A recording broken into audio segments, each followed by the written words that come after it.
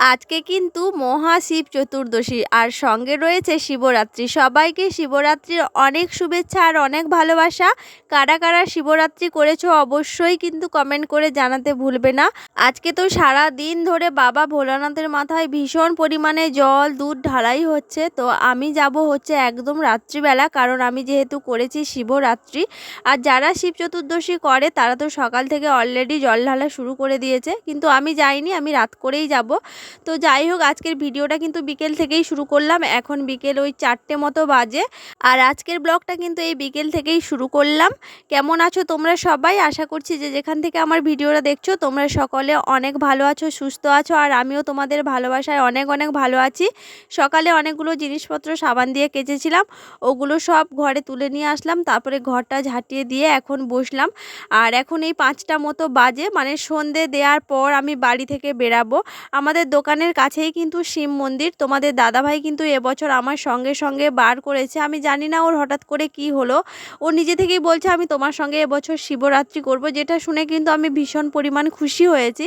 কারণ কি, গত বছর আমি ওকে কিন্তু অনেকবার বলেছিলাম যে দেখো না, চলো আমরা একসঙ্গে দুজনে শিবরাত্রি করি, কিন্তু গত বছর কিছুতেই আমার সঙ্গে শিবরাত্রি করলো না। আর এবছর জানি না 2-3 দিন আগে থেকেই বলছে আমি তোমার সঙ্গে শিবরাত্রি করব। তো আমি শুনে অনেকটা খুশি হয়েছিলাম, বললাম যাক গে, নিজে থেকে যখন করতে চাইছে খুব ভালো কথা। আর শিবরাত্রিটা কিন্তু আমি যে অনেক দিন ধরে করছি তা কিন্তু নয়, বিয়ের আগে মাত্র একবার করেছিলাম, সেটাও আবার শিবরাত্রি নয়, শিব চতুর্দশী। মানে সকালবেলা ঘুম থেকে উঠে স্নান টান সেরে আমি আমার বাবা ভোলানাথের মাথায় জল ঢেলে এসেছিলাম। তখন আমার বয়স কত হবে, তখন আমি এই ক্লাস 9-এ পড়ি, 9-এ কি 8-এ এইরকম পড়ি, আমার ঠিক খেয়াল নেই। সেই শেষ করা, তারপরে আর কখনো করা হয়নি। আর গত বছর আমি শিবরাত্রি করেছি আর এবছর করেছি, মানে এটা নিয়েও মাত্র আমার 2 বছর হলো। তো এবছর বর করছে দেখে আমার অনেক ভালো লাগছে। আর গতকালকে তো সারাদিন উপোস গেছে, ওই 3টে নাগাদ আতপ চালের রান্না করে ভাত খেয়েছি। আর আজকে সারাদিন তেমন কিছুই খাওয়া হয়নি, যতক্ষণ না পর্যন্ত বাবার মাথায় জল দেবো তেমন কিছুই খাওয়া হবে না। তবে তারপরে শাশুড়িমা বলছে কি ফল খাওয়া যাবে, ওই জন্য দেখো বরমশাই হচ্ছে ফল খাচ্ছে। আর আমার তো ফল একদমই সহ্য হয় না, মানে ফল খেলেই আমার অ্যাসিডিটি করবেই, ওই কারণে আমি ফল খাইনি। তোমাদের দাদাভাই ফল খাচ্ছে।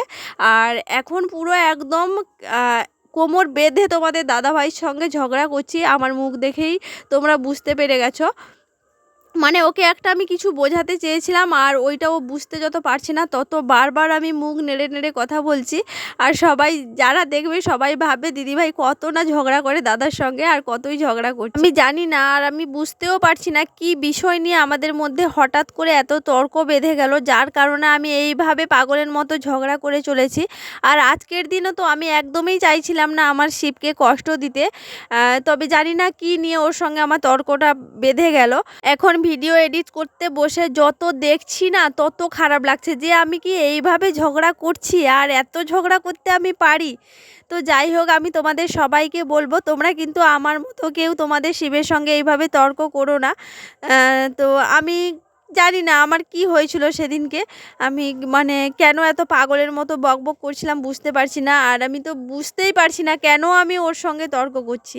আজকে সকাল থেকে অনেক কিছুই প্ল্যান করে রেখেছিলাম, যেহেতু আমরা দুজনে একসঙ্গে প্রথমবার শিবরাত্রি করছি। তো আমরা ভেবেছিলাম অন্য কোথাও যাব বা অন্যভাবে ভগবানের কাছে যাব, অন্যরকমভাবে দিনটা কাটাবো, কিন্তু সেটা আর আমার হলো না। আর এই ঝগড়ার শুরুবাতটা বলতে গেলে আমিই করেছি, মানে দুপুরবেলা একটা কি কথা তোমাদের দাদাভাইকে আমি বলেছিলাম, তো যার কারণে হচ্ছে ওই কথাটা নিয়েই আমার সঙ্গে বসেছে এখন। তো পরে পরে আমার মনে পড়ছে যে কেন আমাদের মধ্যে হচ্ছে এই কথা কাটাকাটি হচ্ছিল। তো যাই হোক, ওর সঙ্গে ঝগড়া করতে করতে দেখো আমি আলতাটা পরেই নিলাম। আর আলতা যখন পরতে এসেছিলাম না, তখন লক্ষ্যই করিনি যে একটা শিশিতে আলতা কম আছে। ওই শিশি থেকে আলতাটা যখন গড়ালাম তখন দেখলাম যে আমার একটা পায়ে পরা হলো আর একটা পায়ে পরাই হয়নি। ওই জন্য আর একটা আলতা শিশি বার করে নিয়ে আসলো তোমাদের দাদাভাই, আর আমি দেখো ওর সঙ্গেই তর্ক করছি। তো যাই হোক, বাদ দাও। আমি আর কখনোই ওর সঙ্গে এইভাবে তর্ক করব না। আমার মোটেও দেখতে ভালো লাগছে না, কারণ আমি সত্যি বলছি, হয়তো তোমরা জানো না, আমি কখনো আমার বরের সঙ্গে এইভাবে কোমর বেঁধে কখনো ঝগড়া করিনি, আর আমাদের মধ্যে কখনো কোনো দিন ঝগড়া হয় না। আমরা খুব একে অপরকে খুব বিশ্বাস করি, খুব বুঝি। ও আমাকে যেমন বোঝে আমিও ওকে ভীষণভাবে বুঝি, তাই আমাদের মধ্যে কিন্তু কখনো কোনো দিন ঝগড়া হয় না। তবে এখন যেটা হচ্ছে সেটা দেখেই তো মনে হচ্ছে ঝগড়ার মতোই হচ্ছে, তবে বুঝতে পারছি না কেন এমনটা হয়ে গেল। তো যাই হোক, গয়নার মধ্যে শুধু খালি নূপুরটা পায়ে পরেছি, আর কিছুই পরিনি, কিছুই না। আর কয়েকদিন আগে যে সেই কোথায় একটা গেছিলাম, তো সেই যে কান থেকে কানের খুলে রেখেছি আলমারিতে, এখনও পর্যন্ত পরা হয়নি। খালি কানে তো ভগবানের কাছে যেতে পারবো না, খালি কানের গয়নাটাই পরবো, ব্যাস এইটুকুই। আর গতকালকে হচ্ছে তোমাদের দাদাভাই আমার জন্য একটা নতুন শাড়ি নিয়ে এসছে, নতুন শাড়ি, সায়া আর ব্লাউজ নিয়ে এসছে। আমি এই পুজো করতে যাব বলেই হচ্ছে নতুন একটা সুতির শাড়ি কিনে দিয়েছে। এমনিতেই শাড়ি রয়েছে, আমি বলেছিলাম ওকে যে পুজো করলে নাকি নতুন শাড়ি পরতে হয়, তো ওই জন্য কালকে আসার সময় আমার জন্য একটা সুন্দর শাড়ি নিয়ে এসছে, যেটা তোমাদেরকে দেখানো হয়নি। যখন আমি রেডি হব তখন তোমাদের সঙ্গে শেয়ার করব। তো আলতা টালতা পরে তারপর তোমাদের দাদাভাইয়ের মাথা ঠান্ডা করে এখন ওকে নিয়ে আসলাম দুজনে মিলে। এই যে দেখো বেল পাতা পাড়তে, আর আমাদের বেল গাছটা বেশ বড় হয়ে গেছে এখন, আর মানে আমার তো হাতই পায় না, আমার একদম নাগালই পায় না। আমি যদিও একটা লাঠি নিয়ে আসি না, সে পাতাগুলো সব 3টে পাতা তো 3 দিক হয়ে যায়, কোনো সময় এক জায়গায় থাকে না, ওই জন্য আমি পারতে পারি না। তো ওকে নিয়ে এসেছি, ও দেখছি বেশ হাত দিয়ে টেনে টেনে পাতাগুলো ফেলে নিচ্ছে, আর আমি ওকে বললাম বেশ খানিকটা বেশি করে পারতে, যাতে করে ঘরের জন্য একটু রাখতে পারি আর পুজোর জন্য নিয়ে যেতে পারি। মোটামুটি সন্ধে দিয়েই বাড়ি থেকে বেরাবো। মেয়ে আবার বায়না করছে আমাদের সঙ্গে যাবে, জানি না ওকে কী করে নিয়ে যাব, কারণ এমনিতেই এখনও পর্যন্ত মানে ঠিকঠাক গরম পড়েনি, ঠান্ডা রয়েছে। চাইছিলাম নিয়ে যাব না, কিন্তু ও বায়না করছে। আর দেখো এতগুলো বেলপাতা পেরেছে, আর তোমাদের দাদাভাইকে দেখাচ্ছি গাছে কত মুকুল এসছে, কিন্তু তোমাদের অবহেলার কারণে গাছে দেখো আম ধরছে না। মুকুলগুলো দেখছি ছোট ছোট আম হচ্ছে, কিন্তু কি বলো তো, আমগুলো থাকছে না, একদম কুড়ি থেকে শুকিয়ে পড়ে যাচ্ছে।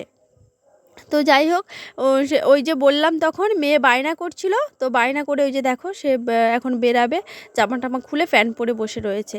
আর তোমাদের যে শাড়িটার কথা বলছিলাম, এইটা হচ্ছে সেই শাড়ি, লাল শাড়িটা, আর যে ব্লাউজটা পরে রয়েছে দেখেছো, ওই ব্লাউজটাই নিয়ে এসছে। এখন আমি পরেছি পেছন থেকে, তোমরা দেখতে পাচ্ছ, সামনে থেকে জানি না কখন কিভাবে দেখাবো, তো যখন দেখাবো তোমরা দেখতে পাবে। আর চুলটাকে পুরোপুরি আমি রেডি হয়ে গেছি, তোমরা দেখেই বুঝতে পারছো। আর এখন চুলটাকে শুধু একটা ক্লাচার দিয়ে আটকে দেবো, ব্যাস তাহলেই হয়ে যাবে। আর মেয়েকে একটু রেডি করাবো, তাহলে আমরা বেরিয়ে যাব। আর তোমাদের দাদাভাই তো অনেকবার করে তাড়া দিচ্ছে, কারণ আজকে দোকানে অনেক কাজ রয়েছে, আমাদের দোকানটা আজকে ঢালাই হচ্ছে, তো ওই কারণে বাবা ওখান থেকে বার করে ফোন করছে, ওই জন্য আমাদের তাড়াতাড়ি করে বেরাতে হবে। চলো এখান থেকে বেরিয়ে আবার তোমাদের সঙ্গে দেখা হচ্ছে। দিয়ে বাড়ি থেকে বেরিয়ে এসেছি, বাড়ি থেকে এসেছি 6টা 7টা, মানে 2 ঘন্টা হয়ে গেল। এসে হচ্ছে আমাদের দোকানে বসে রয়েছি, আমাদের দোকানে হচ্ছে ঢালাইয়ের কাজ চলছে, এই জন্য তোমাদের দাদা দেখো এখানটায় বসে আছে, দুজনে মিলে জল ঢালতে যাবো একসঙ্গে, এই কারণে একসঙ্গে বসে আছি। বাবা হচ্ছে যেখানে আমাদের ঢালাই হচ্ছে ওখানটায় আছে, ওই জন্য তোমাদের দাদা দোকানে বসে রয়েছে, তো এর জন্য ওয়েট করছি। তো এখন তো অনেকক্ষণই হবে জল ঢালা, তো ভাবছি একটু দেরি করেই যাব, কতক্ষণ ধরে বসে রয়েছে আর ভালো লাগছে না বসতে, আর মেয়ের মুখটা দেখা তার খিদে পেয়ে গেছে। তো যাই হোক, মন্দিরে যাই, তারপরে আবার তোমাদের সঙ্গে দেখা হবে। এখন 7:30 বাজে, 7:21, 7:23।